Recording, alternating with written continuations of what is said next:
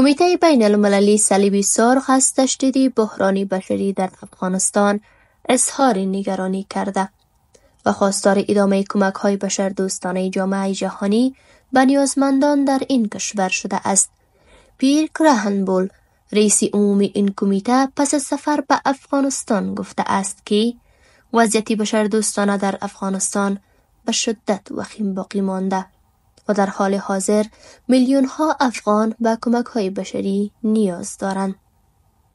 کمیته بین المللی صلیب سرخ ناوقت روز دوشنبه 24 فبروری 6 خود با نشر اعلامیه افزوده که رئیس عمومی این نهاد در سفرش به افغانستان وضعیت بشری در این کشور را به بررسی گرفته و افزون بر ملاقات با مقام‌های طالبان از مرکز توانبخشی فیزیکی صلیب سرخ در کابل دیدار کرده است.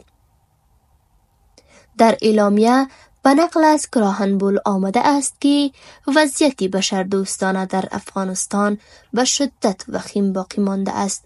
میلیون ها نفر به حمایت های بشری نیاز دارند. این نتیجه 4 دهه جنگ است که تقریباً هر خانواده افغان را متأثر کرده است.